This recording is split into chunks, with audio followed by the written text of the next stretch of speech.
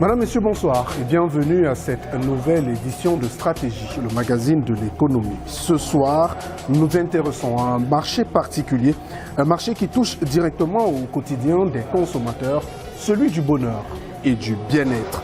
Si à première vue, il semble réservé à une élite urbaine, il est en réalité le miroir d'un paradoxe économique et sanitaire national.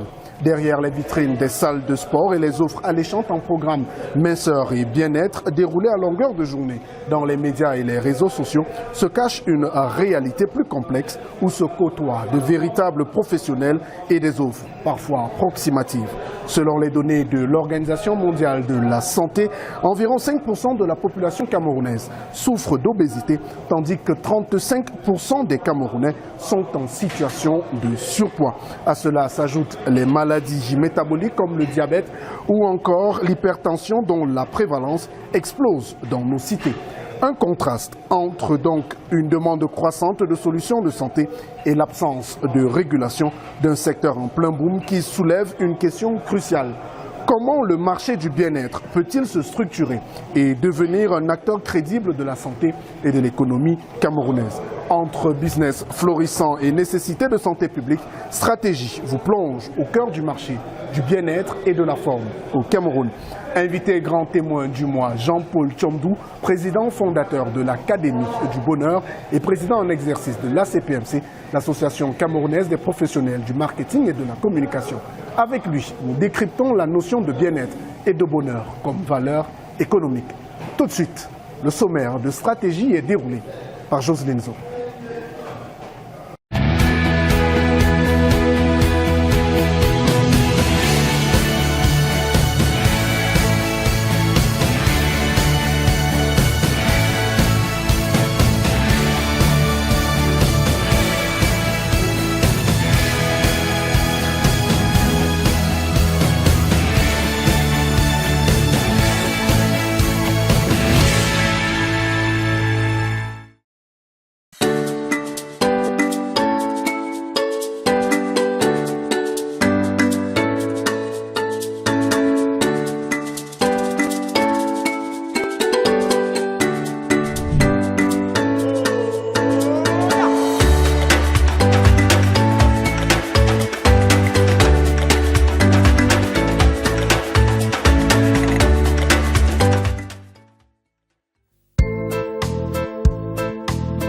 Sommaire du magazine de l'économie actuelle.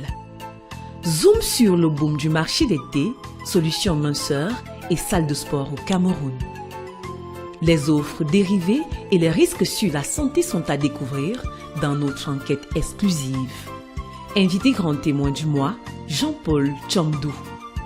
Le président de l'Académie du Bonheur analyse le boom spectaculaire et l'impact sur la productivité d'un pays que peut avoir une population heureuse. Bienvenue sur Stratégie, le magazine de l'économie actuelle.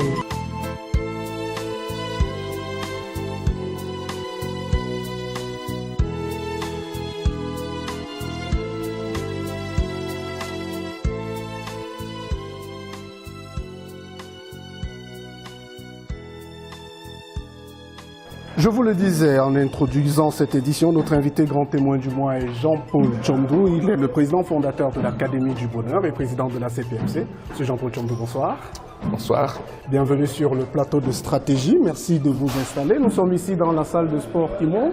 Pratiquant de sport de temps en temps? Oui, beaucoup plus au tennis, mais de temps en temps, je fréquente des salles.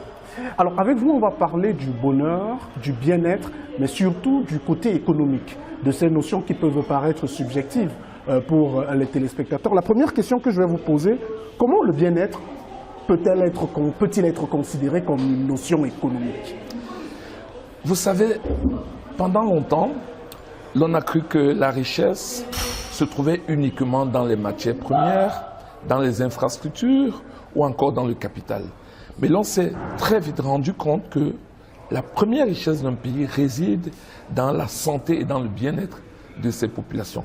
Parce qu'un travailleur fatigué, un citoyen stressé, produit moins qu'un travailleur heureux ou un citoyen épanoui. Donc vous voyez, ça a une incidence directe sur la productivité et donc sur la compétitivité des pays. Donc là, on est clairement dans une notion économique parce qu'on parle du produit intérieur brut comme une valeur qui mesure notamment la richesse d'un pays. De plus en plus, on introduit la notion de bonheur national. On est de plein pied dans cette notion-là quand on parle du bien-être comme une valeur économique. Aujourd'hui, on va dire que c'est plutôt un souhait. Le bonheur national brut, c'est plutôt un souhait. On est encore dans le PIB. Le PIB, comme vous le savez, mesure la productivité d'un pays. Mais le souhait est que le bonheur et le bien-être soient intégrés parce que ça montre comment les populations vivent, quel est leur état social, quel est leur niveau d'épanouissement. Parce que, comme je vous l'ai dit, il y a une relation étroite entre bonheur ou bien-être et compétitivité. Alors, est-ce qu'on peut donc considérer la flambée des dépenses des Camerounais sur des questions de bien-être et de santé comme un élément, comme un indicateur de santé économique, comme un indicateur de positivité sur la question du bonheur? On pourrait dire que on devrait regarder ça sous deux angles. Alors, le premier angle, c'est qu'on se réjouit de ce que les Camerounais ont compris l'importance de la santé, l'importance du bien-être, et donc ont anticipé sur des maladies éventuelles, notamment les maladies cardiovasculaires. On fait plus de sport parce qu'on veut diminuer la graisse, on fait plus de sport parce que cela permet de baisser le stress. Alors, de ce côté-là, oui, on peut le comprendre comme ça. Mais de l'autre côté, c'est inquiétant. C'est inquiétant parce qu'on va se rendre compte que de plus en plus de gens sont stressés. De plus en plus de gens sont malades. De plus en plus de gens sont mal dans leur peau. Alors, pour essayer de diminuer toute cette pression, d'ailleurs, les médecins recommandent fortement de faire du sport. Et donc, on peut interpréter ça comme, d'un côté, des gens qui sont assez conscients de leur santé, qui veulent anticiper sur certaines maladies. Mais malheureusement, de l'autre côté, on peut lire ça comme étant un signe de stress montant, permanent, qui malheureusement provoque des dégâts en santé mentale. C'est ce qui justifie clairement l'essor de ce marché avec la prolifération à la fois des salles de sport, mais également des offres en matière de bien-être, à savoir les thé-minceurs par exemple, qu'on voit de plus en plus sur les réseaux sociaux et dans nos médias aujourd'hui. Tout à fait. C'est un phénomène mondial. Les dernières études ont montré que le sport était très important pour garder une hygiène de vie bonne. Au-delà de l'alimentation, il faut pratiquer régulièrement du sport. Il faut bien se nourrir. Il faut surtout prendre des dispositions pour qu'au niveau intérieur, on ne supporte pas le poids de la vie. Vous voyez. Donc il y a des gens qui, du matin au soir, vivent un certain nombre de frustrations qui les obligent, n'est-ce pas, à consulter des médecins, des psychologues ou de coachs aujourd'hui. Donc voilà, c'est un phénomène mondial, cet intérêt soudain pour le sport, pour le bien-être, mais comme je vous l'ai dit, chaque pays a ses réalités. Et au Cameroun, on peut le voir sous deux angles. Mais je pense que pour être honnête, on a eu ces dernières années une montée vertigineuse des maladies comme le diabète, comme l'hypertension, et tout cela était dû au mode urbain de la vie, c'est-à-dire qu'on est dans des transports, on ne marche plus, on mange tout et n'importe quoi. Et cela a donc considérablement joué sur la montée de ces maladies. Et les médecins n'ont fait que leur boulot, à savoir tirer la sonnette d'alarme pour dire attention, on ne peut pas continuer dans ce mode de vie. Est-ce qu'on peut chiffrer le retour sur investissement d'une population qui prend soin d'elle? Est-ce que c'est possible? Oui, je pense qu'il peut y avoir des indicateurs. Le premier indicateur peut être carrément le taux de présence, le taux d'absentéisme au travail.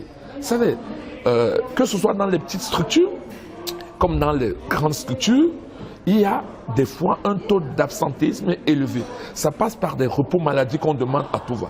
Cela est un signe. Si dans votre entreprise, vous vous rendez compte que les gens se portent régulièrement malades, c'est qu'il y a un problème.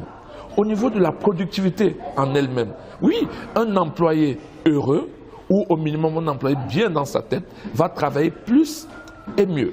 Vous voyez. Donc, et au-delà, il y a le climat social au sein de l'entreprise et au sein de la société. Parce que le bonheur ne commence pas directement au sein de l'entreprise ou au sein du Cameroun tout entier. C'est des petits actes quotidiens, des petites actions qu'on pose soi-même, pour sa famille, et qui finalement vont, n'est-ce pas, impacter le plus grand nombre, et notamment la société camerounaise.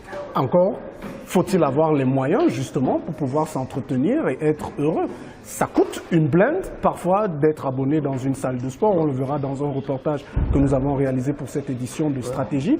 Est-ce que le fait qu'on présente de plus en plus avec les offres qu'il y a, le bonheur et le bien-être comme une notion de luxe, est-ce que ça ne va pas créer une fracture sociale dans notre pays finalement? Alors, il ne faut pas confondre le bonheur.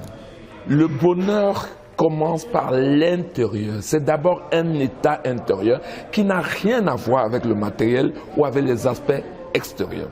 Le vrai bonheur commence par l'intérieur. Tous les spécialistes vont vous le dire. Oui, reconnaissons-le. Il vaut mieux avoir un minimum pour prétendre être heureux. Mais si vous intégrez le fait que le vrai bonheur commence par vos pensées, parce que nous devenons ce que nous pensons. Il ne faut pas confondre la situation actuelle avec la situation dans laquelle je serai dans 15 ans. Je peux être en train de traverser des moments difficiles, mais est-ce pour autant que cela va m'empêcher de rêver, de me projeter? Si vous prenez le chef de l'État de ce pays, le président camerounais, ses parents étaient quoi? Catéchistes et catéchistes. Catéchistes. Est-ce que ça a empêché au président Paul Biya de devenir président de la République? Donc ne confondons pas le contexte dans lequel on vit et avec nos rêves. Donc je veux dire que le bonheur n'est pas la salle climatisée. Non, le bonheur commence d'abord par ce que vous pensez. Et on parle d'alimentation. Nous avons plus ou moins tous grandi au village. Vous pensez qu'on se nourrissait mal au village? Au contraire, on est venu en ville prendre des mauvaises habitudes et on a corrompu notre hygiène de vie. Est-ce qu'on a besoin de venir dans une salle de sport pour faire du sport? Vous savez que de votre lit, vous pouvez faire des mouvements qui vous aident. Est-ce que la marche qui est recommandée à tout le monde comme étant aujourd'hui la meilleure pratique, qu'est-ce que ça coûte la marche à pied? Ça coûte rien du tout. Donc vous le voyez, ce n'est pas une question de moyens, ce n'est pas une question de luxe, c'est d'abord une question de volonté intérieure et de vision de vie. Question de volonté et de vision de vie, on va revenir à vous tout à l'heure, le temps de découvrir le premier reportage de cette édition de Stratégie. Je vous le disais donc en introduisant cette édition, 5% de la population camerounaise souffre d'obésité et 35% se trouvent en situation de surpoids. Ça, ce sont les données de l'Organisation mondiale de la santé. Des chiffres alarmants qui témoignent d'un besoin de solutions de santé adaptées aux besoins des populations. C'est dans ce contexte assez particulier que s'est créé un véritable marché autour des solutions minceurs. Des solutions développées dans l'informel, parfois loin des normes établies en la matière. Jocelyne Zo, Arnold Ndale et Mathieu Etogo se sont intéressés à ce marché florissant dans un secteur en quête de régulation. Un reportage mis en lumière par Richard Mani Ongene.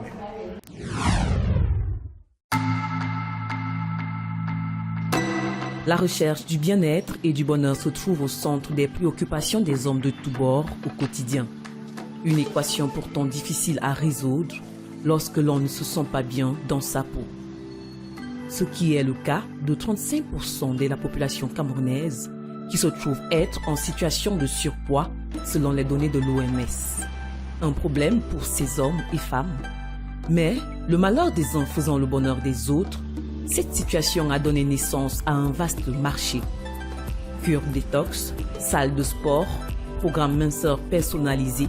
Les offres se multiplient sur le marché avec pour objectif de donner du sourire aux clients d'une part et de remplir les poches des promoteurs d'autre part. Parfois, sans tenir compte des risques encourus par les uns et les autres, car au final, tout le monde a droit au bonheur, même au détriment de l'autre. Enquête sur un phénomène socio-économique qui prend de l'ampleur au Cameroun. C'est déjà une habitude ancrée dans le style de vie de Basili Dodi Tchungisida. Quand je me lève, je fais ma petite prière, je me dirige directement à la cuisine. Bon, je me rassure d'abord des contours de la maison, si tout va bien, si tout se passe bien. Je me dirige à la cuisine, je fais ma tasse et puis je la consomme. Donc c'est comme ça tous les matins, chaque matin, je ne saute aucun jour. Une habitude qui lui vient des nombreux régimes amincissants qu'elle a suivis depuis 3 ans déjà. Après mon accouchement, je me suis sentie vraiment très complexée je me sentais en surpoids au fait. Voilà pourquoi je me lance dans les thés minceurs. Retrouver rapidement sa ligne sans transpirer. Un rêve vendu sur les réseaux sociaux. On suit les réseaux sociaux, on peut dire que c'est un rêve qu'on nous vend.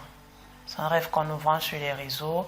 Quand tu vois une dame qui perd le poids en 3 jours, on te dit t'es miracle en 3 jours, la personne perd le poids. Tu te dis ah pourquoi pas, je vais essayer. Aujourd'hui, la jeune femme a abandonné l'idée de maigrir et se bat pour ne pas prendre encore plus de poids. Oh, j'ai fait plusieurs tours, je n'ose citer les noms, mais j'ai consommé tellement de thé en ces 2-3 ans et j'ai décidé d'arrêter de me concentrer sur ma santé, sur mon alimentation. Au bout de 3 ans, je ne peux pas dire qu'il y a vraiment eu un changement, mais le seul changement que je peux dire, c'est que le complexe, déjà, il est parti. Avec l'encouragement de mon chéri, il m'a beaucoup soutenu, il m'a beaucoup aidé. Et je me suis dit que, voilà, mais je suis belle, pourquoi je vais faire autant d'efforts pour chercher à perdre du poids? Et tout ce que je fais en ce moment, je prends juste le thé pour maintenir mon poids normal. Je ne prends pas plus, je ne prends pas moins, je suis la limite. Au Cameroun, 5 femmes sur 10 et un homme sur 3 aimeraient perdre du poids sans aller en salle de sport. Être plus mince est à la mode sur les réseaux sociaux. Influenceurs et autres personnalités publiques ne cessant d'afficher leur perte de poids spectaculaire, ce qui engendre dans l'esprit de leurs millions de followers une pressante envie de maigrir. Avec la croissance du taux de personnes en surpoids au Cameroun ces dernières années, le secteur de la perte de poids est devenu une opportunité de se faire de l'argent. Thé amincissant, gélules coupe-faim, boissons détox, repas diététiques, perdre le poids rapidement, facilement et surtout sans transpirer est devenu le slogan de ces commerçants qui foisonnent sur les réseaux sociaux, proposant leurs produits aux vertus presque miraculeuses. Il suffit d'un clic sur un appareil connecté et l'on se retrouve assailli de toutes parts par des propositions.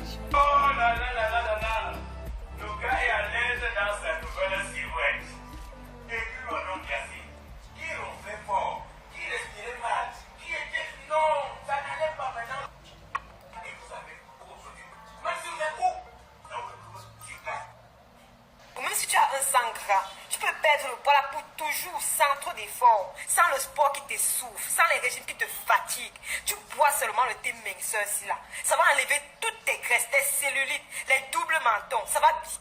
Ça, c'est le thé des connaisseuses. Oui, les femmes qui ont déjà bu ça savent que c'est le secret du ventre plat. Le thé, si travaille tes graisses bien même, ça boule ça correctement, ça affine ton ventre, même la graisse du dos. Si tu es souvent ballonné, constipé, si tu viens d'accoucher et ton ventre a grossi, bois seulement ça. Moi, je ne fais pas de sport, mais je vois les résultats à 1 semaine de consommation. Je dis que si tu veux retrouver ta taille de guêpe là, si tu veux enlever les graisses abdominales qui séjournent autour de ton ventre là, ma chérie, viens prendre ton thé ventre plat par Itadel, mes soeurs. Si tu veux perdre tes graisses corporelles sur l'ensemble du corps, ma chérie, si tu veux mincir sans régime, écoute très bien cette vidéo parce que je vais te donner une petite astuce. Une offre variée, certes, mais pas gratuite. Tenez par exemple, pour un thé ou un café minceur, il faut débourser entre 3 et 25 000 francs CFA pour un paquet. Et pour des gélules minceurs coupe-faim, il faut payer au moins 20 000 francs CFA pour une boîte. Mais combien de boîtes ou de sachets faut-il pour une cure? Pour avoir un peu plus de détails sur la question, nous avons essayé d'entrer en contact avec quelques-uns de ces vendeurs de produits minceurs pour une interview, ceci sans succès. Face à ces refus répétitifs, nous avons donc opté pour le faire par appel en nous faisant passer pour des clients. Allô, de John à 150. Allô? Oui, allô, bonjour madame. Bonjour. Oui, c'est... Oui. Ouais, s'il vous plaît, je suis tombée sur votre page là et j'ai vu le café. C'est disponible s'il vous plaît? Oui, c'est disponible. Et ça coûte combien la boîte? 9 002 à 17 000. Ok. Et je suis à 95 kilos, j'aimerais retourner à 75 kilos. Je ne sais pas combien de boîtes est-ce qu'il me faut pour une cure. Vous pouvez prendre entre 6 et 10 boîtes. Okay. Parce qu'une boîte, c'est pour 12 jours. Ok. On m'a fumé avec le café-ci. On m'a fumé avec le café-ci. Tu as le café-ci. Voilà ça. J'ai téléchargé All of Me de John Legend. Alors. Bonjour madame. Bonjour. C'est le numéro j'étais. Oui. Oui, je viens de prendre votre numéro là sur l'une de vos pages. Je voudrais commander. Vous livrez?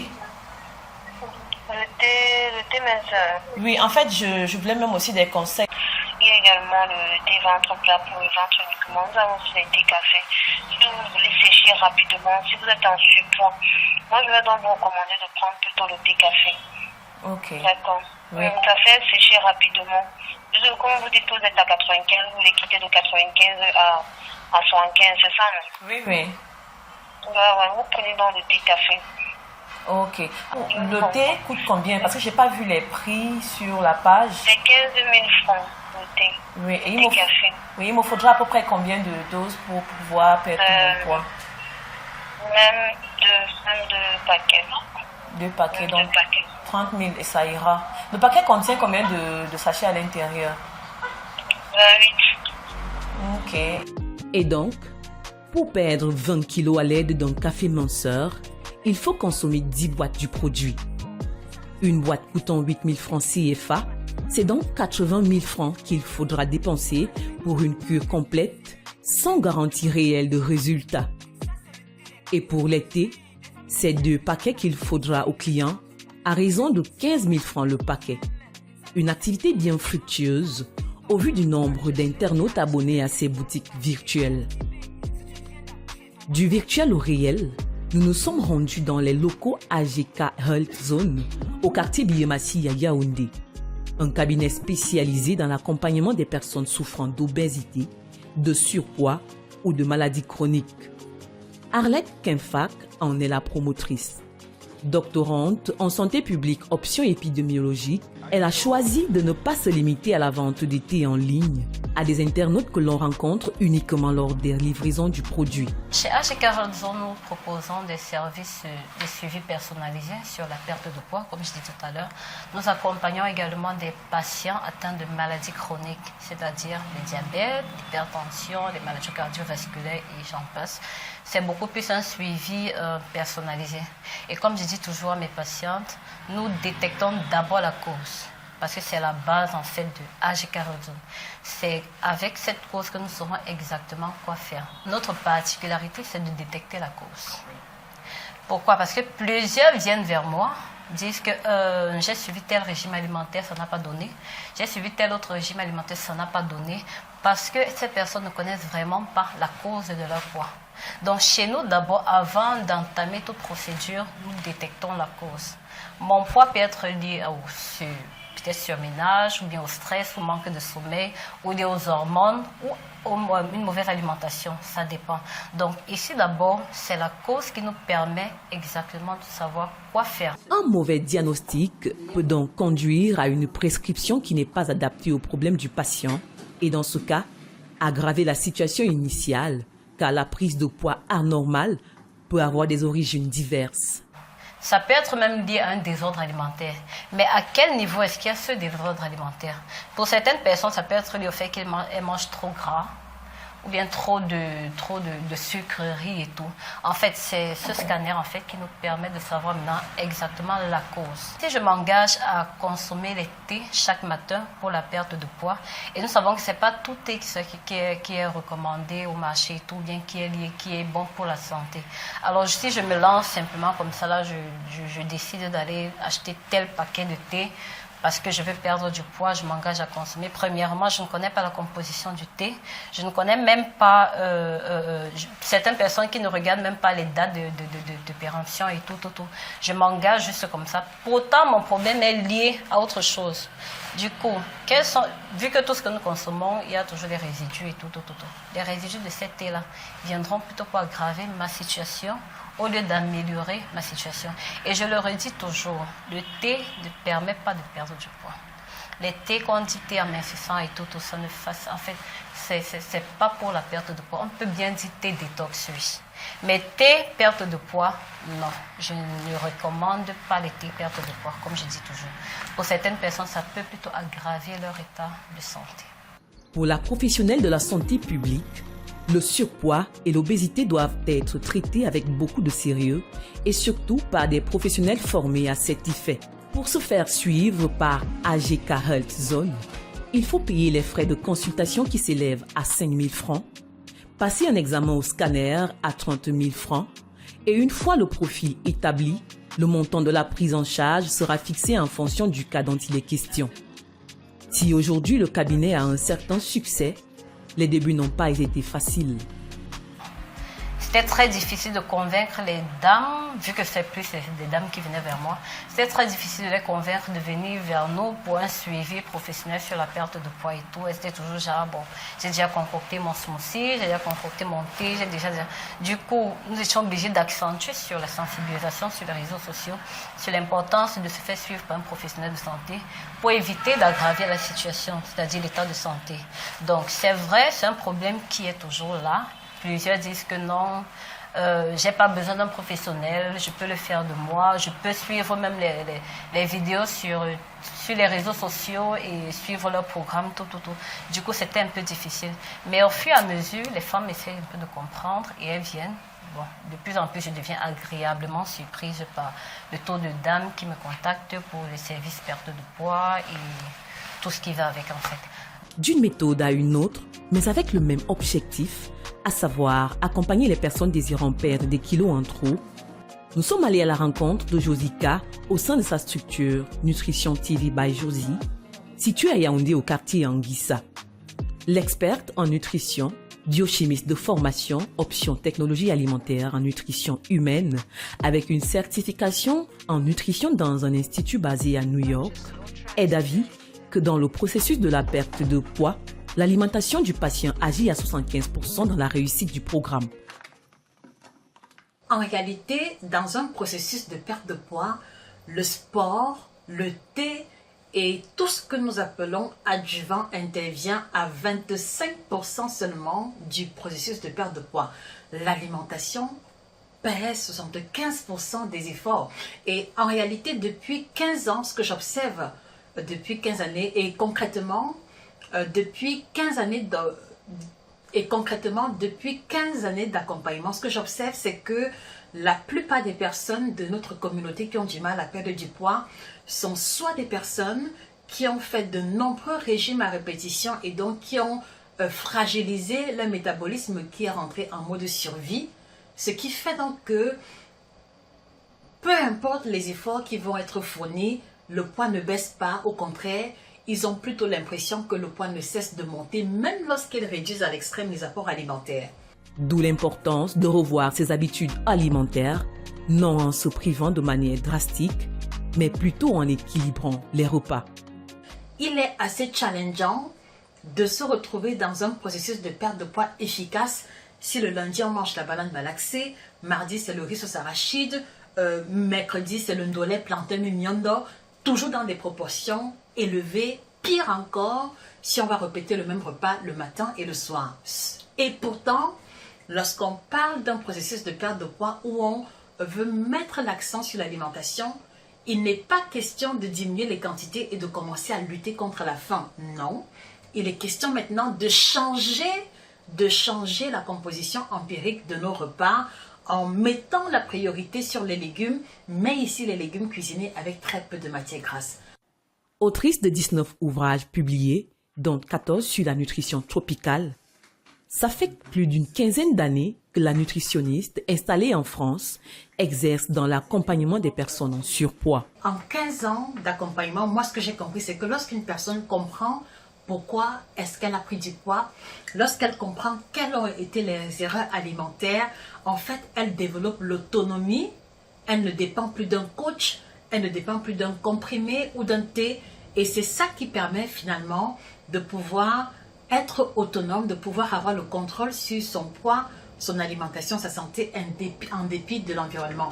La biochimiste a mis sur pied des programmes alimentaires détox que l'on peut retrouver aussi bien dans ses ouvrages que dans son agence, tout comme des cures détox qu'elle commercialise au prix de 70 000 francs pour 15 jours et 140 000 francs pour un mois de cure complète.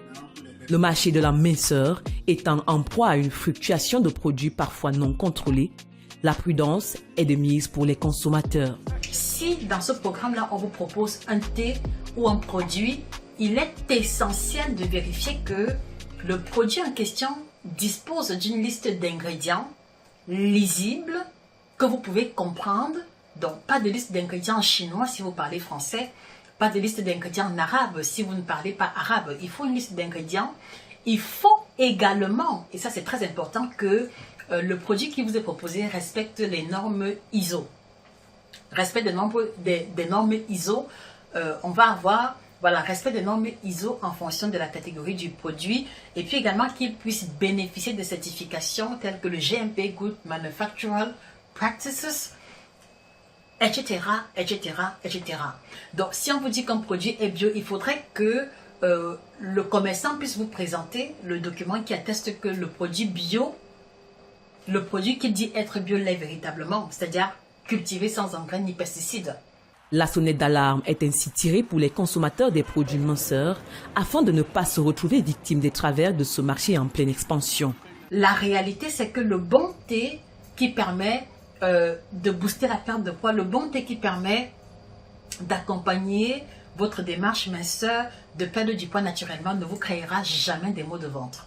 Il ne vous créera jamais de sensations étranges, il ne sera pas difficile à boire. Si un thé qui vous est proposé, même si c'est proposé par une personne célèbre ou une personne que vous aimez beaucoup, si ce thé n'a pas de liste d'ingrédients, si vous n'arrivez pas à lire le contenu, il est peut-être plus sage pour vous de vous abstenir parce que vous avez pu voir avec nous que de plus en plus sur les réseaux sociaux, il y a plein de personnes qui affichent des pertes de poids, moins 15 kilos, moins 20 kilos, et qui brandissent, une fois la perte de poids expérimentée, un nouveau thé.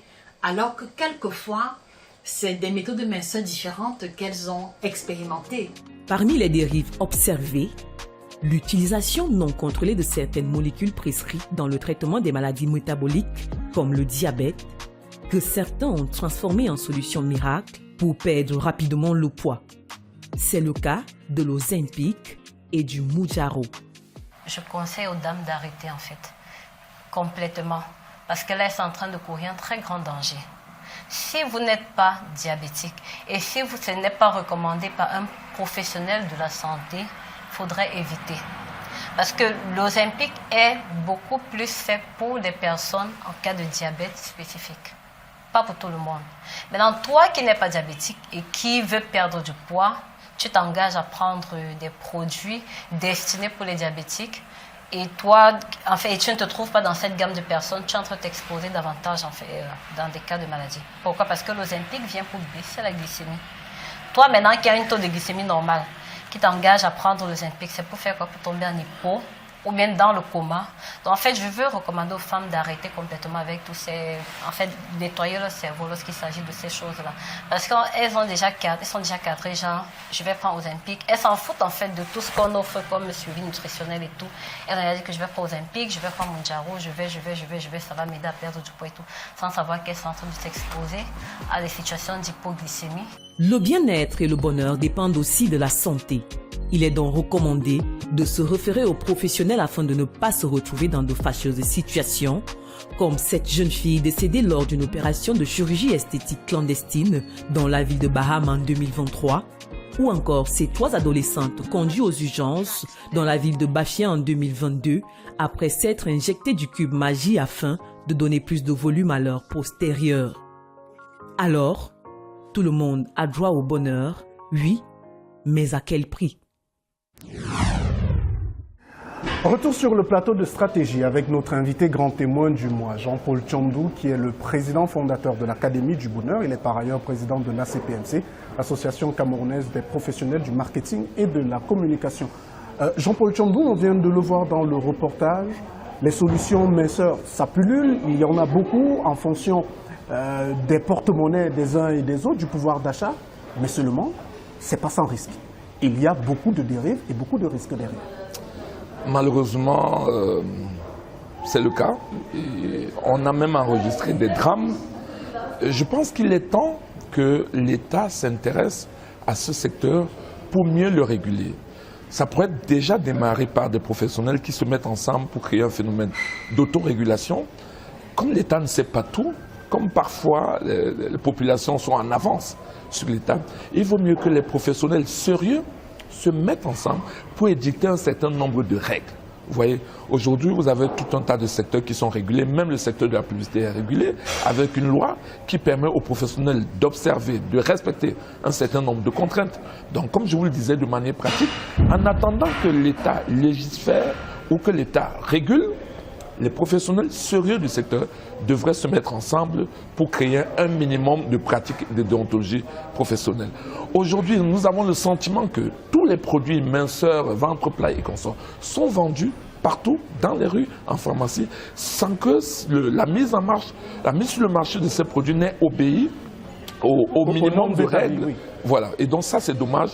Compte tenu du développement fulgurant de ce secteur-là, il est temps que l'État s'y intéresse et travaille avec les professionnels pour mettre en place un cadre qui va empêcher ou au minimum diminuer les dérives que l'on a observées ces dernières années. Et pourtant, il y a une belle niche fiscale à exploiter là derrière. Il y a beaucoup d'établissements.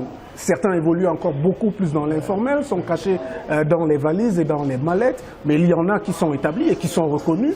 Est-ce qu'il n'y a pas moyen, au niveau par exemple de la législation camerounaise, de créer un cadre normatif et juridique pour encadrer justement ces pratiques-là?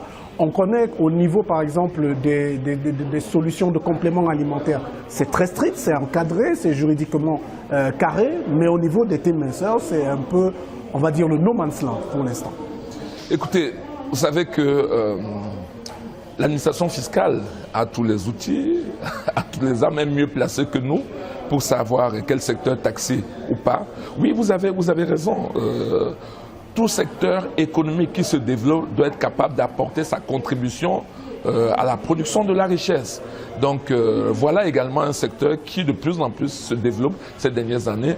Et là, contrairement aux influenceurs par exemple qui ont été taxés, ce secteur lui il est visible. Les salles de sport ce n'est pas sous terre. Les salles de sport sont en plein air. Parfois les prix sont abordables, parfois ils sont prohibitifs. Écoutez, chacun doit faire son boulot. Mais il est important que l'État, en réfléchissant à la fiscalisation de ce secteur, n'intègre pas sa contribution dans le bien-être des gens. On ne peut pas taxer un produit qui permet aux gens de se sentir mieux comme si c'était un vulgaire produit commercial. D'accord pour réguler, d'accord pour taxer, mais en intégrant le fait qu'à la limite, c'est un produit d'utilité publique. On va s'intéresser avec vous à cette notion du bonheur. On l'a présentée en première partie de cette émission comme une notion qui peut être subjective, mais qui a sa place dans l'échiquier économique. Dans quelques jours, c'est-à-dire le 20 mars prochain, le World Happiness Report 2026, pour traduire, c'est le rapport mondial sur le bonheur et le bien-être, va être publié. Dans celui de 2025, le Cameroun était 104e sur 147 dans le monde, 11e en Afrique, 3e en Afrique centrale, avec une note de 4,9 sur 10. Premier regard et premier commentaire du président de l'Académie du Bonheur sur ce classement du Cameroun. Peut mieux faire.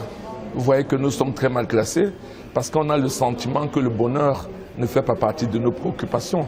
Les citoyens peuvent le penser. D'ailleurs, est-ce que dans les politiques publiques, on a le sentiment que le bonheur et le bien-être des populations sont intégrés comme une exigence? Je ne le pense pas. Mais ce que je peux dire, c'est qu'il n'est jamais trop tard en matière de culture du bonheur. Vous savez, quand on parle de bonheur, les gens ont l'impression que c'est une notion abstraite. Sur la route du bonheur, vous avez un ensemble d'apprentissages, d'enseignements qui vous permettent de transmettre votre vie. Quelqu'un qui est sensible à la culture du bonheur est quelqu'un qui sait gérer la notion de stress. Quelqu'un qui s'intéresse à la culture du bonheur est quelqu'un qui va faire preuve de leadership. Quelqu'un qui s'intéresse à la culture du bonheur est quelqu'un qui a une bonne intelligence émotionnelle. Et c'est quoi l'intelligence émotionnelle? La première composante, c'est la conscience de soi. C'est-à-dire votre capacité à identifier l'état émotionnel dans lequel vous êtes. Les gens s'énervent pour un rien. Tout à l'heure, je suis passé par la route pour arriver ici, mais j'ai vu des gens qui se disputent pour un petit accident dans des taxis, dans des voitures en pleine route. Les gens ne se rendent pas compte du mal qu'ils se font pour s'enflammer pour un rien. Donc je pense qu'il est temps que notre pays intègre la culture du bonheur comme un élément essentiel dans le développement économique de notre pays. Si certains pays l'ont fait, les pays dans lesquels aujourd'hui il fait bon vivre, vous avez cité peut-être le Danemark, la Finlande. En Afrique, on a l'île Maurice qui arrive en premier plan. Oui. Ce n'est pas des pays qui ont fait la magie. C'est simplement de prendre un moment, de s'arrêter et de demander aux citoyens qu'est-ce qui pourrait améliorer son épanouissement. C'est le citoyen qui doit indiquer. Vous pouvez être en train de construire un immeuble là où on a simplement besoin d'un puits d'eau. Donc ce n'est pas quelque chose d'abstrait, c'est quelque chose de concret. Parce que comme on l'a dit en entrée, ça joue sur la productivité. Est-ce qu'aujourd'hui, vous pouvez me dire que les Camerounais sont contents de se lever et d'aller au boulot? Que ce soit au niveau de l'État, que ce soit dans l'entreprise publique, que ce soit dans les entreprises privées. Pourquoi nous constituons aujourd'hui la première force des immigrés au Canada? Pourquoi? Pourquoi tant de gens quittent le Cameroun pour aller s'exiler au Canada, pour aller mourir en Russie? Il est temps que le bonheur et le bien-être des Camerounais soient intégrés dans les politiques publiques. Et je peux vous dire que ce pays, qui était au même niveau que le Dragon d'Asie il y a 40 ans, va se relever très rapidement et va décoller à une vitesse fulgurante. Alors la note c'est 4,9 sur 10. On a régressé. On a régressé. Pour les élèves, on dirait que c'est un 9 fort, un 9 très fort même d'ailleurs. Mais est-ce que ce n'est pas là un peu trompeur? Est-ce qu'on ne cache pas un peu le côté hyper résilient des Camerounais? Parce que dans l'enquête à réaliser justement autour de cette question du World Happiness Report, les Camerounais disent qu'ils créent leur propre bonheur. Ils n'attendent pas que ce soit X ou Y qui le fasse, ils ne l'attendent pas de l'État. Croyez-moi, on a ce score que vous appelez 9 fort parce que les Camerounais sont résilients. J'ai passé la nuit dans l'obscurité. Mais vous pensez que ça va jouer sur mon humeur? Les Camerounais ont déjà intégré un certain nombre de difficultés et de contraintes. On se serre dans le taxi. La norme, c'est de se serrer. La norme, c'est... Vous vous rendez compte que sur les motos, bâcher, entre guillemets, c'est-à-dire surcharger, est devenu la règle. Vous voyez une dame qui monte, qui ne connaît pas le monsieur qui va venir derrière elle, mais elle ne pose aucun problème. Parce que peut-être qu'elle n'a pas le choix. C'est devenu la norme. Non, il ne faut pas se moquer des Camerounais. Les Camerounais sont hyper résilients. C'est pour cela que malgré toutes les difficultés, ils essayent d'avancer, ils essayent de tenir bon. Et ce que je dis, c'est justement dans les contextes difficiles que la culture du bonheur devient quelque chose d'important. Vous savez, Sénèque a dit, le philosophe grec Sénèque a dit, la vie ce n'est pas d'attendre que les orages passent, mais d'apprendre à danser sous la pluie. Puisque les Camerounais ont appris à danser sous la pluie, si les orages passent, s'il y a un semblant de relèvement et de bien-être, vous verrez de quoi sont capables les Camerounais. Ils iront plus loin et ils ne regretteront pas du tout d'être nés au Cameroun et d'y vivre. Dans cette note, l'un des critères sur lesquels le Camerounais a la note, j'ai envie de dire, quasi nulle, c'est sur la confiance et la perception de la corruption et la liberté de choix. La confiance envers les institutions. Les Camerounais, dans leur grande majorité, disent ne plus faire confiance en ce que proposent nos institutions pour participer à leur bonheur, que ce soit sur le plan économique et personnel. Est-ce qu'on peut arriver au bonheur quand au niveau de l'État, quand au niveau du peuple, on ne croit pas en ses dirigeants? Vous avez dit quelque chose de sensé tout à l'heure et de très pertinent.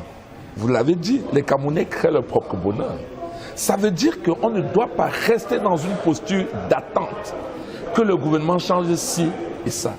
Puisque nous n'avons pas de lumière, vous savez que la lumière viendra peut-être une fois sur deux. Qu'est-ce que vous pouvez faire? Ce que moi je fais de manière simple.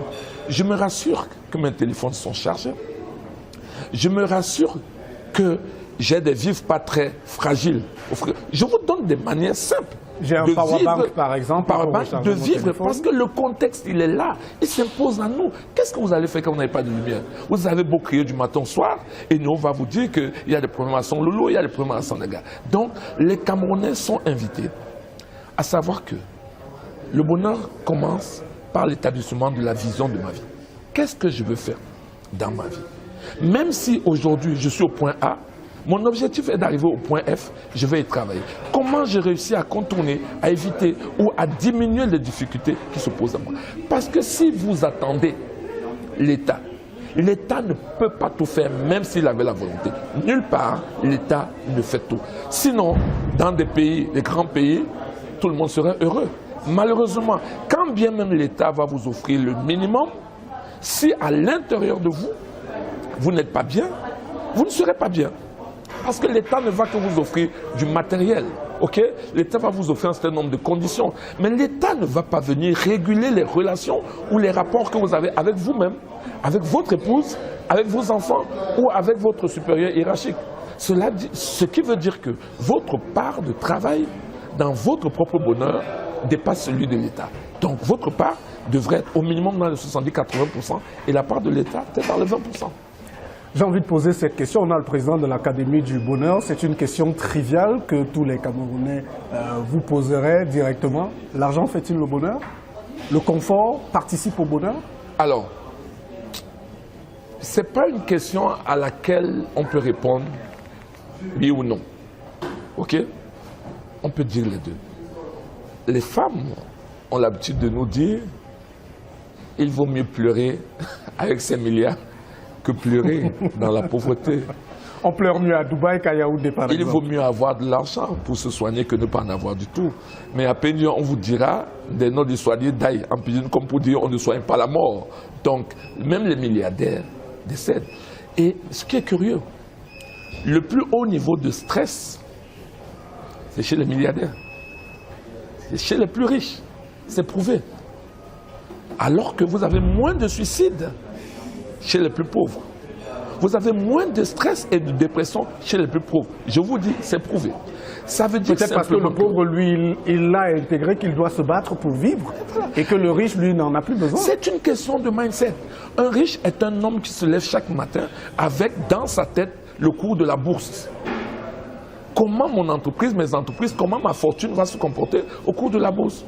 Comment les placements que j'ai fait X, Y, comment? Alors, dès que le cours de la bourse fluctue, le gars, lui, il attrape, s'il est au Cameroun, il attraperait le palu. Alors que le pauvre, il se lève chaque matin pour faire quoi? Bon, comme hier, je vais aller chercher ma pitance quotidienne. Donc, ce type est devenu, par la force des choses, terriblement résilient. Pour être sérieux, battons-nous, travaillons tous pour avoir un minimum vital. Parce qu'avec le minimum vital, on pourra mieux faire face à un certain nombre de choses élémentaires comme se soigner. Par exemple, si vous n'avez pas d'argent, vous ne pouvez pas vous soigner. Et c'est là le rôle de l'État. Mais ce n'est pas le fait qu'il y ait un hôpital que forcément vous n'allez pas développer des maladies. Que doit-on faire concrètement? Je vous prends un exemple. On constate dans le rapport que le Gabon, le Congo sont largement mieux classés que nous en Afrique centrale. Pourtant, nous sommes le moteur de la sous-région, que ce soit sur le plan économique et même social, même humain d'ailleurs. Que doit-on faire pour retrouver la première place, au moins en Afrique centrale, et améliorer le quotidien des Camerounais, améliorer leur perception du bonheur? Que doit-on faire? Que peut faire l'État? Et que doivent faire les individus? Alors, l'un des indicateurs du bonheur national brut que vous avez évoqué tout à l'heure, c'est la confiance, la gouvernance en fait. La confiance aux institutions. Oui, quand un gouvernement ne tient pas parole, c'est embêtant. Et quand une population commence à perdre confiance, ça devient dangereux. Ce que je voudrais dire, c'est que on ne nous a pas appris à être heureux. On ne nous a pas formés au leadership. Les Camerounais sont des éternels assistés. Nous sommes des gens qui sont formatés, école, emploi de l'État. Malheureusement, la crise économique est venue nous rappeler une dure réalité. L'État ne peut pas recruter tout le monde. Et on a donc vu les Camerounais être obligés de faire preuve de leadership, de se battre pour s'intégrer ou s'insérer dans des entreprises ou dans des affaires. C'est une excellente chose. On ne peut plus reculer. Ce que je dirais, c'est que la culture du bonheur, la culture du bien-être, les cours de développement personnel devraient être dispensés à partir soit de l'école primaire, soit au minimum du collège. Parce que voyez-vous, nous vivons dans un contexte où on arrive, tout le monde soupçonne tout le monde. Il y a d'un côté les privilégiés et d'un côté les laissés pour compte. Les Camerounais s'en veulent. La réussite est devenue suspecte. Ce que vous allez découvrir aujourd'hui, c'est très grave. C'est-à-dire qu'il y a des gens qui souhaitent que tout le monde reste pauvre. Des gens qui vont peut-être prier pour que leurs voisins, leurs frères et sœurs ne réussissent pas. C'est ça qui est grave. Le premier boulot, c'est au niveau de la mentalité. Il n'est pas matériel. Il faut qu'on amène les Camerounais à savoir que notre bien-être, notre bonheur va commencer d'abord par notre capacité intérieure à accepter des choses et à trouver le moyen d'évoluer. C'est une vraie culture, comme je vous l'ai dit. Il y a des éléments qui vont vous empêcher d'être heureux. Si vous êtes un homme colérique, rarement, sinon jamais, vous n'arrivez au bonheur. Si vous êtes incapable de gérer du stress, si vous êtes un adepte de la pensée positive, vous vous levez le matin avant de sortir, vous heurtez votre pied et vous dites ma journée sera mauvaise. Mais votre journée sera mauvaise. Pas parce que c'était écrit, mais parce que vous avez tellement intégré ça que tous les actes que vous allez poser au quotidien, vous allez traverser la route sans faire attention, vous allez passer une porte sans faire attention, vous allez vous heurter, une voiture va manquer de vous écraser, vous allez dire je n'ai pas dit, j'ai dit que la journée c'est... Non, c'est rien, il n'y a pas de déterminisme là-dedans. C'est d'abord une culture d'esprit et ça commence par vous-même. On parle de santé mentale. Pourquoi les gens arrivent à se suicider malgré tous les soins, tous les accompagnements? C'est parce qu'à l'intérieur, ils sont foutus. Donc si les Camerounais ne travaillent pas à leur santé mentale, on va se retrouver dans des situations comme celles que nous vivons. Il n'y a pas de lumière chez vous. Vous ouvrez votre porte, vous cherchez à voir s'il n'y a pas de lumière chez le voisin. Et quand il n'y a pas de lumière chez le voisin, vous applaudissez, vous dites ça va, nous tous nous sommes dans le noir. Et qu'est-ce que ça veut dire ça? Vous imaginez au niveau de décrépitude morale où nous sommes arrivés? C'est quand même terrible. On revient à vous dans quelques instants, Jean-Paul, le temps d'aller découvrir le deuxième reportage de cette édition de Stratégie. On en a parlé brièvement dans la première partie, à savoir la prolifération des salles de sport. Nous sommes d'ailleurs dans le décor que nous offre aujourd'hui la salle Imo-Sport pour la réalisation de cette édition de Stratégie. Eh bien, on le constatera dans ce reportage, donc, les Camerounais s'adonnent de plus en plus au sport, que ce soit en salle ou à l'extérieur. Le but est le même, améliorer leur bien-être et surtout leur santé. Entre offres alléchantes et opportunités d'affaires dans un secteur en plein essor, Achille Foumena, Arnold Dad et Mathieu Etogo vous plongent dans l'univers des salles de sport à la quête du bonheur et du bien-être. Reportage.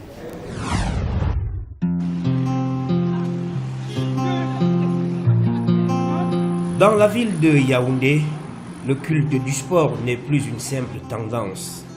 Il est devenu un marché. Dans les quartiers résidentiels comme dans les zones populaires, les salles de sport se multiplient. Derrière les miroirs, les haltères et les tapis de course, un secteur économique discret, mais en pleine croissance prend forme. La beauté aujourd'hui ne se limite plus aux salons de coiffure ou aux institutions esthétiques. Elle passe par le muscle, la silhouette, l'endurance. Le corps humain devient un capital, un investissement, parfois même un outil d'ascension sociale. Mais combien coûtent ces nouveaux standards esthétiques? Combien rapportent-ils à ceux qui en ont fait un business? Des rues du quartier Kondengi à Bastos, passant par Ngousso et Olembe, immersion dans 5 salles de sport, 4 modèles économiques, 4 visions du marché de la beauté dans la ville aux 7 collines.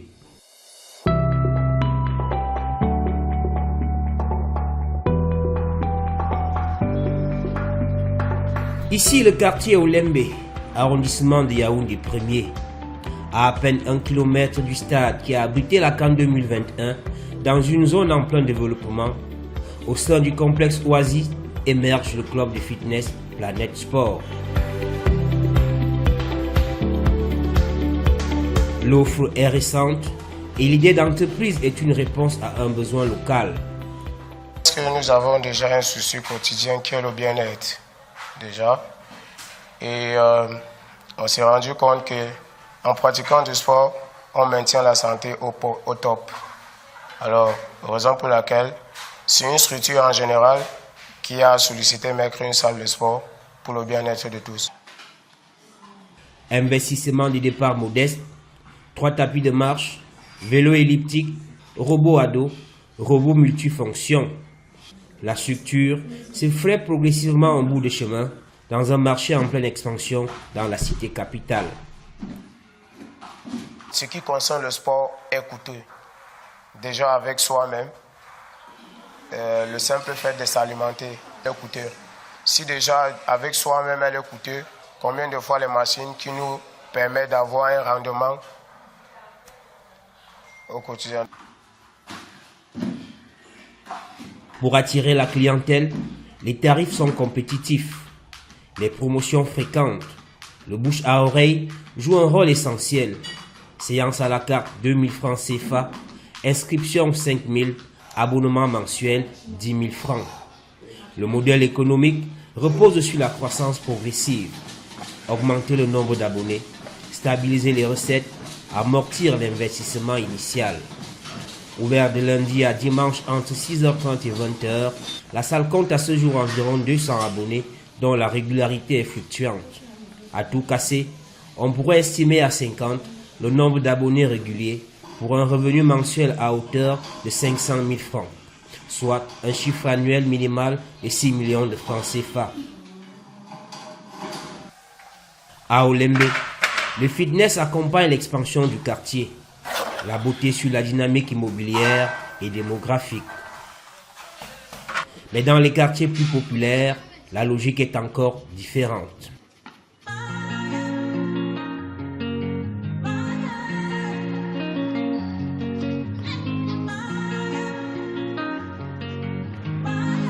En plein cœur de l'arrondissement de Yaoundé 4e, le Fitness Body Club de Kondengui.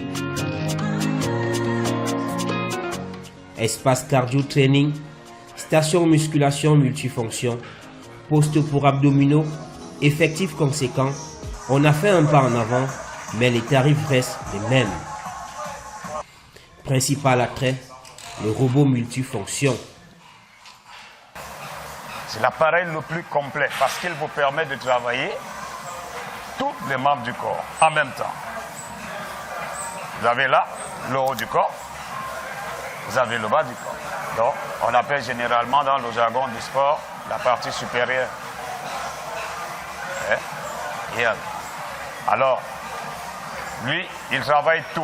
Vous voyez, lorsque vous êtes ici, si la dame pouvait mettre les mains dessus pour permettre, là, vous voyez, ça c'est le tronc supérieur et le tronc inférieur. Le tronc inférieur, les jambes. Le tronc supérieur, c'est le haut. Tout. Vous voyez, les jambes travaillent, le tronc supérieur travaille, le tronc inférieur travaille. Le projet est né de l'expérience d'un jeune Camerounais, ancien athlète installé à l'étranger. Un objectif noble, partager avec les siens ce que le sport lui a donné. Et si lui aussi pouvait offrir ça à la société, s'il pouvait le faire.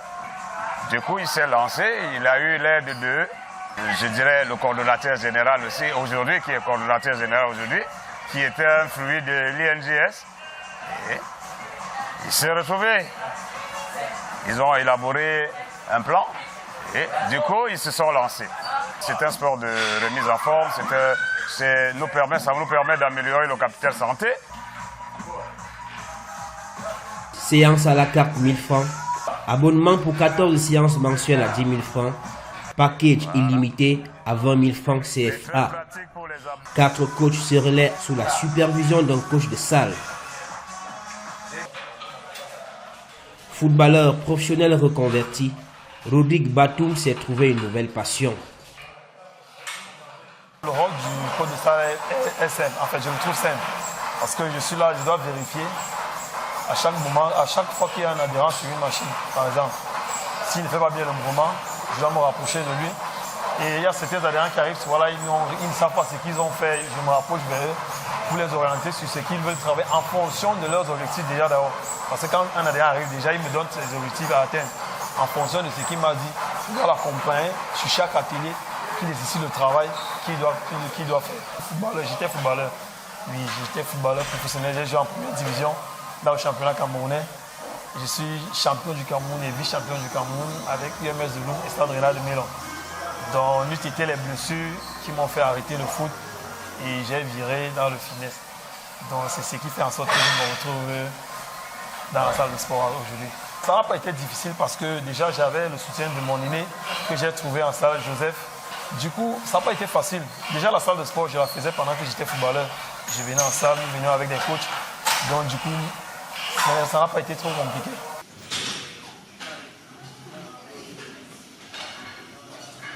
Le modèle repose sur des coûts maîtrisés et une forte fréquentation. La demande est réelle. La salle ne désemplit pas aux heures de pointe. Après 7 années d'existence, la structure compte environ une centaine d'abonnés pour une estimation chiffrée d'1 million de francs CFA par mois, un revenu annuel de 12 500 000 francs à minima. Le fitness est un levier d'émancipation, un espace de dépassement, un business de proximité et ici, chacun trouve son compte. En réalité, je viens en salle de sport pour éviter de prendre des graisses superflues. Et j'ai choisi la salle de Fitness Body Club parce que, à peine arrivé ici, j'ai été bien accueilli. Les coachs ici sont, l'ambiance est conviviale en fait. Et puis, la diversité des activités que la salle offre.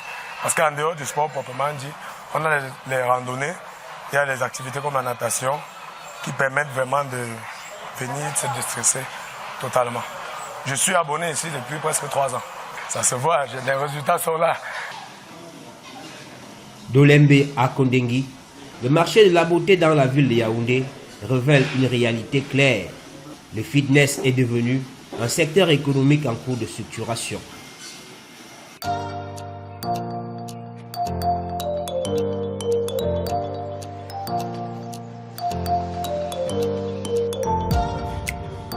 Quartier Ngousso dans l'arrondissement de Yaoundé 5e, l'ambiance est plus dense. Un soupçon de luxe, plus de mouvement. Derrière le versant de l'hôpital général, Imosport ouvre ses portes aux préposés au renforcement musculaire, à la perte de poids, mais aussi aux sportifs en activité. En cet après-midi, Angelbert Cassien Edima, coordonnateur de la salle, s'occupe des jeunes d'une académie de football, mais tout à côté des particuliers, ceux-là même qu'on désigne par le terme sédentaire. Là, c'est un club de football qui est là. On travaille avec tout genre de profil, avec des footballeurs professionnels, des sportifs en général professionnels, avec aussi des gens qui sont là pour perdre de la masse corporelle, d'autres qui sont là pour chasser un peu de stress ou bien pour maintenir un état de forme. Ici, l'ambiance est chaleureuse à l'intérieur de ce cadre agréable. Pas de quoi se priver d'une petite visite guidée. Ici, nous avons la partie, ce qu'on appelle cardio. Le cardio, ce sont des exercices d'endurance, endurance fondamentale, endurance capacité. Par exemple, nous avons les vélos, les bikes. Pour les gens comme vous, on va d'abord se limiter sur la marche. On va faire une marche en intermittent aussi, comme on dit. On peut aller sur 15 minutes, vous récupérez 3 minutes. On repart sur 15 minutes, vous récupérez 3 minutes. On peut vous faire 30 minutes en intermittent, 45 en intermittent, 1 heure en intermittent ou 1h20 ou 1h15 en intermittent. Ça, c'est le style d'activité adapté pour des personnes qui sont sédentaires. C'est depuis août 2020 qu'Imosport offre ses services aux habitants de la cité capitale. Un projet né de la volonté d'un Camerounais dont l'idée est de parvenir à une mutation structurelle de la pratique du sport au Cameroun. Déjà, j'apprécie mon promoteur qui est M. Marius Wambasep, qui à la base est un professeur d'allemand. La salle de sport, pourquoi? Parce que lui déjà étant quelqu'un qui aime déjà le sport, qui aime de l'activité sportive, comme on le dit souvent, a choisi d'ouvrir cette salle parce que aujourd'hui, au Cameroun, il y a cette activité qui prend déjà un peu plus d'ampleur, qui devient un gros business, qui devient un entrepreneuriat. Le modèle économique repose sur la rotation. Beaucoup d'abonnés, un flux constant, une fidélisation progressive. Environ 150 personnes par jour viennent se faire encore des rêves. 5 000 francs l'inscription annuelle, 20 000 l'abonnement mensuel, un minimum de 245 000 francs CFA de budget annuel pour encore à l'allure fière. À la base, les salles de sport ont été conçues pour des personnes qui ne pratiquaient pas du sport déjà. C'est des personnes sédentaires qui étaient à la maison, comme on dit, qui étaient des sédentaires, soit actifs, soit passifs, qui pratiquaient aucune activité. Bon, maintenant, dans la salle, on a prévu des activités pour les accompagner en fonction de leurs aptitudes, tout en sachant qu'ils n'ont pas assez de force, ils n'ont pas assez d'endurance, ils n'ont pas assez de puissance. Ce sont des femmes qui sont nos premiers clients dans les salles de sport. Parce que si on commence à faire une évaluation, on va se rendre compte qu'effectif, dans une salle de sport, si on a 10 hommes, on a une trentaine de femmes. Les femmes aussi font de la musculation. Oui, les femmes font de la musculation, font des renforcements musculaires, font du cardio. Parce qu'elles aussi, elles veulent se sentir observées par les hommes. Elles veulent savoir si elles font encore de l'effet. Donc, elles viennent améliorer leurs conditions physiques. Les coachs sont polyvalents. Ils encadrent plusieurs groupes par jour. Cours collectifs, cardio, musculation. La salle vit surtout en soirée, après les heures de travail. Le nombre de répétitions que vous avez fait dans une série. Formé à l'école camerounaise, Angelbert Edima, le coach de salle, s'est trouvé une nouvelle passion. Déjà à la base, je suis préparateur physique, tout sport en général. Je suis diplômé à l'Institut Françoise Bango. J'ai un BTS en STAPS. La STAPS est la science et la technique de l'activité physique et sportive. Quand j'ai fini ma formation à l'Institut Françoise Bango, j'ai débuté mon emploi dans ce fitness club. J'avais pas de boulot. J'étais un footballeur déjà reconverti qui sortait de blessure, qui a recommencé des études pour s'intégrer dans le monde du travail et de l'emploi. Donc après avoir eu mon BTS, je me suis fait recruter ici. Ça fait 6 ans que je suis là. C'est grâce à cette entreprise que j'arrive à payer mes factures, à payer mon loyer. À Imo Sport, il y a bien plus que l'atelier physique. Le service est complet, avec restaurant diététique pour la récupération, un spa avec hammam et sauna pour dire la tendance business. Plus au nord, dans un quartier en pleine mutation urbaine, un autre modèle tente de s'imposer. Ici, l'arrondissement de Yaoundé 2, non loin du lieu dit Carrefour Golf, Power Fitness. L'activité adopte le visage d'un produit haut de gamme. Ici, le sport est une expérience. 10 000 francs l'inscription, 35 000 abonnements mensuels. Il faut casser la tirelire. C'est 430 000 francs CFA de budget annuel pour vous faire une silhouette fine. Mais les clients sont là, à l'exemple de Dame Sorel Nanga. La santé coûte cher, donc tant mieux investir pour avoir une bonne santé que de pleurer à la maison, dire que ça coûte cher. En plus, je suis toujours de bonne humeur, le sport met de bonne humeur en tout cas. Proximité oblige, ça fait 2 mois qu'elle est abonnée à Power Fitness. La plus-value n'a pas tardé à être perceptible. J'ai constaté une différence avant après parce que je travaillais dans une salle de sport où il n'y avait pas assez de matériel pour travailler le corps à l'entier. Et ici, vraiment, par jour, par semaine, chaque jour de la semaine, tu peux te donner des objectifs et dire qu'aujourd'hui, je travaille le cardio, aujourd'hui, je travaille les cuisses, aujourd'hui, je fais les abdos. Il y a des appareils appropriés pour chaque exercice. Donc vraiment, il y a une différence en termes de perte de poids, de conseils aussi des coachs qui nous accompagnent en salle. Voilà, donc si tu ne sais pas utiliser un appareil, ils te montrent comment l'utiliser et les résultats que tu souhaites avoir. Chaque mois, le gestionnaire doit équilibrer un modèle basé sur la qualité plutôt que sur la quantité. Il y a des périodes où nous avons beaucoup de clients, il y a des périodes où, par exemple, au mois de novembre, à partir du mois de novembre, il y a beaucoup de personnes qui vont à l'étranger pour des congés. Je tiens à noter que la salle, il y a beaucoup, en termes de clients, nous avons beaucoup plus de clients qui viennent de l'extérieur. Donc c'est peut-être que quand les congés arrivent, la salle se vide complètement parce qu'ils vont fêter avec leur famille et tout. Donc c'est à partir de janvier, février qu'il y a plus de monde. Et vous savez qu'en janvier, chaque nouvelle année, il y a des nouvelles résolutions, il y a des gens qui prennent des nouvelles résolutions. Bon, là, je vais recommencer le sport et tout. Par jour, ça nous arrive d'enregistrer 25-30 abonnés en une journée. Donc, nous avons 2 coachs, un qui travaille le matin, c'est-à-dire de 6h dès l'ouverture à 14h, et un autre qui prend de 14h à 22h à la fermeture, jusqu'à la fermeture. Formé à l'Institut des sports et de l'éducation physique Françoise Mbango d'Ahala, le coach de salle David Mandeng et ses collègues sont à la manœuvre de lundi à samedi entre 6 et 22 heures et dimanche de 6h à 11h.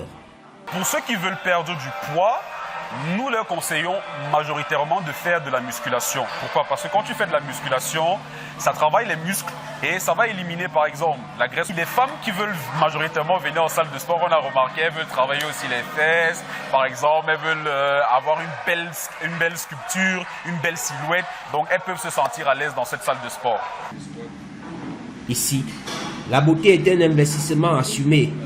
On paye pour l'encadrement personnalisé, on paye pour l'image, le corps devient un marqueur social. Ça demande quand même certains prérequis, hein, parce qu'on ne va pas en salle sans savoir son profil cardiaque, sans savoir son profil physique, sans savoir son profil nutritionnel, ce qui est plus important également, parce que dans la salle, si vous êtes diabétique type 1, vous pouvez épuiser rapidement vos réserves glucidiques et vous pouvez tomber après 30 minutes. Alors que sur le diabète type 2, eh bien, vous pouvez saturer votre glucose et ça vous permet de travailler pendant plus d'1 heure. Donc c'est important de savoir si c'est diabétique ou pas diabétique. C'est même important de savoir si le cœur marche comment. Est-ce qu'il va vite? Est-ce qu'il va lentement? Est-ce qu'il va assez vite de manière à ce que je puisse être essoufflé? Donc c'est important de savoir ces prérequis en salle. Mais à quelques distances plus loin encore, le marché change de visage.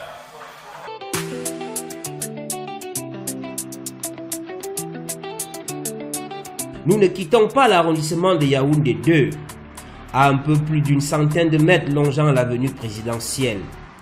Ici, le décor change encore. Façade moderne, baie vitrée et tout commence par l'accueil. Bienvenue à Fit In. À l'intérieur, lumière étudiée, espace épuré.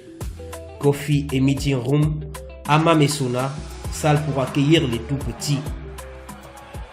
C'est une salle qui accueille les kids pour enfants. On apprend aux enfants les premiers pas de la boxe. Nous avons un coach spécialiste, justement, qui s'occupe des enfants quand ils arrivent ici tous les matins. Donc, et il n'y a pas que la boxe, dans d'autres ateliers aussi, oui. Ici, le positionnement est clair.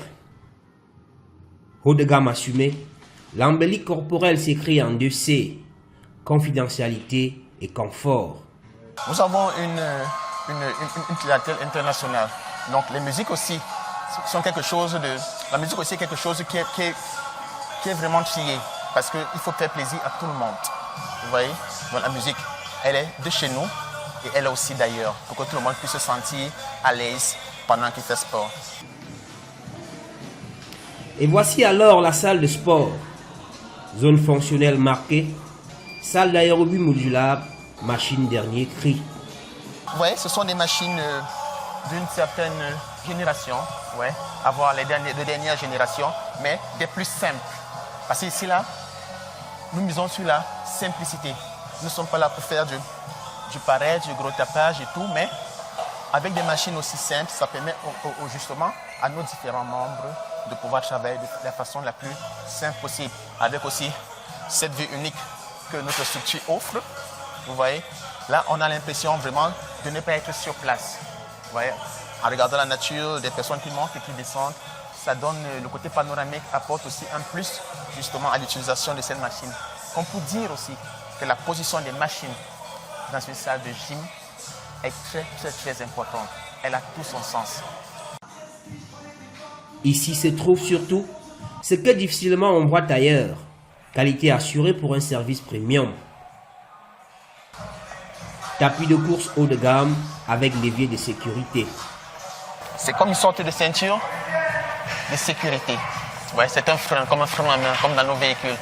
Quand on le met là, une fois que le tapis roule, il pouvait arriver que ça commence à aller vite, on est fatigué, on peut un peu se laisser aller, on est distrait. À un moment donné, quand on recule, le tapis s'arrête immédiatement. Plus loin, escalator et airbike. De la sécurité à l'hygiène, on ne lésine pas sur les moyens. Vestiaire équipé et sécurisé avec entretien permanent, détecteur d'incendie fonctionnel, coaching individualisé, suivi personnalisé, ambiance exclusive, mais tout cela a un coût. Pour y avoir accès, il faut délier les cordons de la bourse. Pour être membre à Fit In, nous versons la somme de 50 000 francs, valable pour 2 ans. Et maintenant, la mensualité s'élève à 90 000 francs. 90 000 francs. Donc le premier mois, nous versons 140 000 francs pour avoir accès au hammam, au sauna, au meeting room, à la salle de musculation, aux cardiomachines, à la salle de cours collectif. Bien sûr, là, on va ajouter des petits éléments aussi essentiels parce que quand vous passez même par le vestiaire, vous avez accès au déodo, aux mousses de rasage et tout ce qui va avec. Sans compter que chez nous aussi, nous avons une boîte à pharmacie. Vous pouvez avoir des maux de tête, ce genre de petits malaises. Voilà, vous avez accès à ça. La santé n'a pas de prix. Nous avons quand même tenu à mettre un prix compte tenu du matériel haut de gamme que nous avons, de la qualité des infrastructures aussi, et la qualité du service surtout que nous offrons. Oui, beaucoup d'expérience, de professionnalisme, la qualité du service tant dans le cleaning que dans la qualité des exercices fonctionnels ou machines que nous offrons, ainsi que ceux du bien-être. 1 090 000 francs CFA d'investissement annuel pour se faire une beauté ici. Mais le tout n'est pas de payer. Allure responsable, respect strict des règles. Il faut montrer patte blanche pour avoir accès à la table des preux chevaliers. Ici, on ne vend pas seulement du sport, on vend du positionnement social, du confort, de la distinction, c'est la classe. Et le personnel lui aussi a fait ses classes. Perdre du poids et aussi en prise de masse. Donc c'est ma spécialité. J'ai fait des formations à Jeddah, en Arabie Saoudite, notamment pour être préparateur physique. Donc aussi une formation en kinésithérapie. Ici je suis coach de musculation. Je travaille en salle de machine. J'ai pour rôle aussi de donner les cours de boxe anglaise aux membres et je donne des cours collectifs, notamment Taïbo, Step et tout le reste. Mais alors investir dans le muscle, combien ça coûte, combien ça rapporte? Derrière les miroirs et les haltères, une réalité s'impose. Ouvrir une salle de sport est un pari financier. Marcel Foucault, promoteur sportif, en a un peu de la graine. Pour l'évaluation, ça dépend des moyens de tout un chacun. Pour un début, pour ceux qui ont les moyens, peuvent acheter directement les machines directement en Chine, soit à la maison de fabrication. Selon les moyens, quand vous achetez à la maison de fabrication, c'est un peu plus cher. Mais il y a d'autres personnes qui peuvent aussi commencer par les matériels de deuxième main dans les grandes salles de sport, peut-être en Europe, qui ont déjà fini utiliser tout son matériel et qui veulent le renouveler. C'est là où nous, on peut aussi acheter ce matériel de deuxième main qui a un coût un peu plus réduit, à peut-être 25% du prix normal, pour commencer avec ça. Donc avec le temps, avant qu'on pourra acheter le matériel neuf. Le tapis roulant, ça dépend du poids que ça porte. Il y a des tapis roulants pour des salles de sport un peu plus moins modestes là. Ils peuvent acheter des tapis roulants de 150 kg, qui peuvent supporter 150 kg. Et ça, c'est différent de nos tapis d'ici. Nos tapis portent plus à 200 kg. Et les tapis de 200 kg, la marque peut-être Lifenex peut coûter entre 6 millions, 4 millions, 6 millions. Il y a des robots multifonctions qui ont des charges réduites parce que ça dépend aussi de ce que la personne qui travaille avec ce robot veut. S'il veut juste renforcer son muscle, ou bien s'il va avoir des gros muscles, ça dépend. Si c'est un athlète, il aura besoin de plus de charge sur le robot multifonction. Et ça, c'est des robots qui coûtent extrêmement cher. Ça peut être dans les 7 millions toujours. Un seul robot. À tout casser, 35 millions de francs CFA pour une salle de sport avec un matériel de deuxième main et la bagatelle de 100 millions pour un entrepreneur ambitieux qui investit avec du matériel neuf. Se faire une beauté, une silhouette parfaite, devient un investissement financier conséquent. Entre 125 000 et 1 090 000 francs CFA l'année, l'activité est devenue un marché en pleine expansion et les offres sont diversifiées. Classique, premium, nec plus ultra, à chacun de voir selon le poids et sa bourse. Les risques sont de trois niveaux. D'abord l'athlète lui-même, qui vient non alimenté, non hydraté, il peut tomber. Le risque vient également au niveau de l'encadreur qui n'a pas de compétences et qui ne sait pas quel geste il devrait faire. Il y a d'abord une détente, il y a d'abord, comment dirais-je, la phase d'échauffement. On ne rentre pas dans une salle et on commence à faire les gestes de judo, les gestes de karaté, les gestes de basket. les gestes de jeu. Donc, vous voyez bien que l'entraîneur doit être formé pour pouvoir mieux, n'est-ce pas, gérer un groupe en salle. Parce que le risque est majeur, il n'y a pas de petit risque. Il y a toujours un risque lorsque l'on travaille en salle. Retour sur le plateau de stratégie pour la troisième et dernière partie de cette édition consacrée aux notions de bien-être et de bonheur comme valeur économique pour le développement de notre pays. Sur notre plateau, nous avons le président de l'Académie du bonheur, le président fondateur Jean-Paul Tchomdou. Ce président fondateur, le 20 mars, dans quelques jours, on aura la journée mondiale du bonheur. Est-ce qu'il y a des activités prévues au niveau de l'Académie du bonheur qui, on le rappelle, a été mise sur pied en décembre dernier? Oui.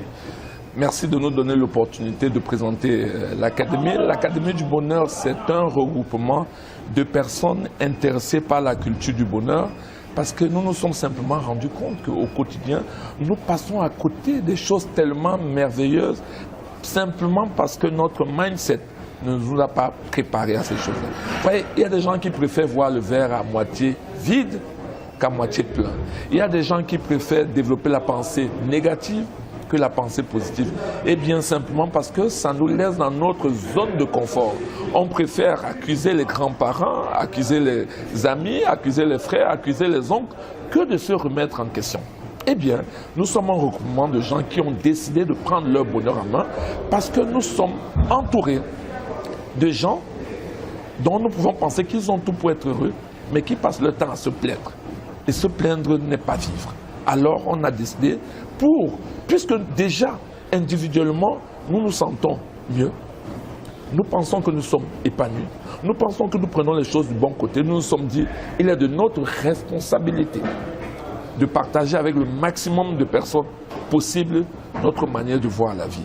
Ainsi est née l'Académie du bonheur qui permet à ses membres de développer la culture du bonheur, de participer à un certain nombre d'événements, notamment des formations, des masterclass autour des thématiques liées au bonheur.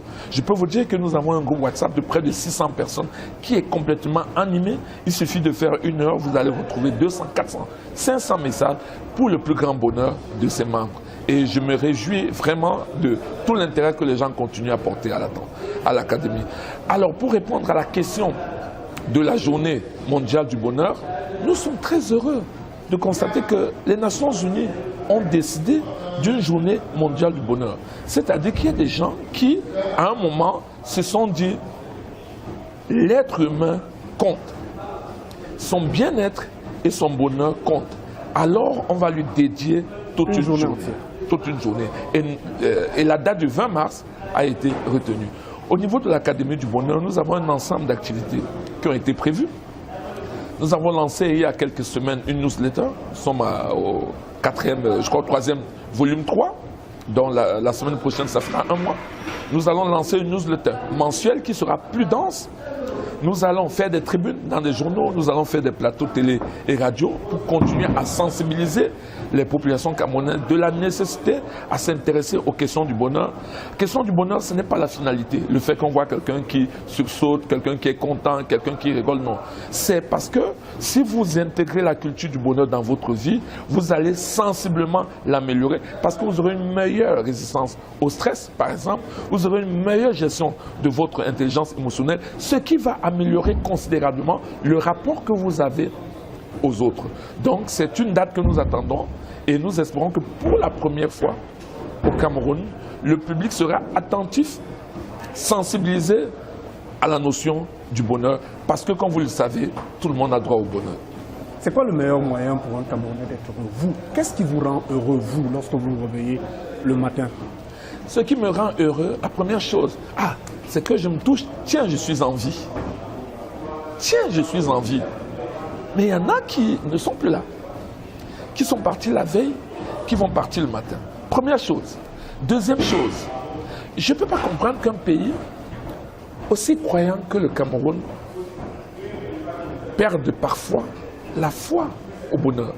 Parce que si vous êtes un croyant, si vous pensez que Dieu existe, alors vous devez facilement accepter ces décisions, même si elles ne sont pas bonnes. Vous dites que ta volonté soit faite. Et moi, je remercie le Seigneur tous les jours, tous les matins, pour ce que j'ai déjà. La plupart des gens vont regarder ce qui leur manque. Je ne suis pas encore marié, je n'ai pas encore de maison, je n'ai pas encore de voiture. Voilà comment ils voient leur vie. Vous êtes en vie, vous avez un travail, même si vous n'avez pas de travail, vous êtes en vie, non? Vous êtes en relative bonne santé. Alors, donc si chacun pouvait changer de manière de voir la vie, changer d'état d'esprit et commencer à valoriser ce qu'on a, plutôt que de focaliser son esprit sur ce qui nous manque, alors vous avez des gens qui auraient plus de sourire. Donc pour moi, la chose c'est simple. Une chose, ah tiens, je suis en vie. 2, merci de m'avoir donné la santé. 3, merci de m'avoir donné un boulot. Merci de m'avoir donné des amis, une famille merveilleuse. Et je continue. Et croyez-moi, ça c'est ma situation. Vous pensez que si j'étais dans une autre situation où je n'avais pas de boulot, est-ce que ça enlève le fait que je sois en vie? Non. Si vous faites bien le boulot, vous allez vous rendre compte que vous êtes chanceux par rapport à la plupart des gens.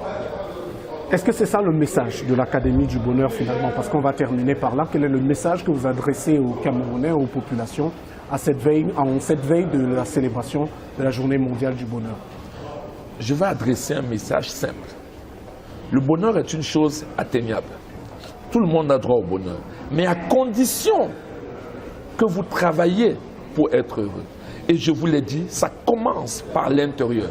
Si vous êtes habitué à nourrir des pensées négatives, vous ne pouvez pas accéder au bonheur. Le bonheur, c'est d'avoir la capacité de dire, je suis en vie. Merci Seigneur parce que je suis en vie. Le bonheur, c'est d'avoir la capacité d'apprécier les petites choses, même le sourire de son enfant. Ou la visite d'un ami, ou un séjour au village. Le bonheur, ce n'est pas attendre de devenir président de la République, ministre, ou simplement le meilleur joueur du monde. Le bonheur, c'est d'être capable de dire, d'apprécier toutes ces petites choses qui changent notre journée. Le sourire d'un passant, la gratitude exprimée par votre frère ou par votre soeur. Comment je veux dire? Vous-même, votre propre gratitude. Le fait de dire merci à quelqu'un qui vous a porté secours. Ça commence par là. Donc, simplement, nous ne sommes pas formatés pour penser positif. Nous sommes formatés pour penser négatif. Nous sommes formatés pour nous plaindre. Nous ne sommes pas formatés pour nous prendre en main. Si chaque Camerounais décidait de se prendre en main, de dire à partir d'aujourd'hui, j'arrête de me plaindre, mais je cherche des solutions à mes problèmes. Si je sais qu'il n'y a pas de lumière, c'est un fait. Vous énerver change quoi? S'il n'y a pas de lumière. Mais vous pouvez chercher les moyens de contournement. Si c'est à la lampe tapée, vous le faites. Si c'est à la bougie, vous le faites. Simplement, vous refusez de subir durablement un phénomène ou une situation sur laquelle, malheureusement, vous n'avez pas d'emprise. Le bonheur est à la portée de tout le monde, mais à condition qu'on le veuille, qu'on travaille et surtout qu'on change d'état d'esprit. Tout le monde a droit au bonheur? Tout le monde. C'est votre devise. Merci beaucoup, Jean-Paul Djamdou, d'avoir accepté d'être l'invité de Stratégie. Merci à l'Académie du Bonheur qui nous a ouvert un peu ses portes pour préparer cette édition. Merci également à Imo Sport qui nous a accueillis pour la réalisation. Madame, Messieurs, c'est ici que s'achève cette édition de Stratégie. Merci à toute notre équipe technique conduite par Alain Gobert-Kwam, notre réalisateur. Prenons rendez-vous dans un mois pour une nouvelle édition de Stratégie. D'ici là, portez-vous bien. Bonsoir.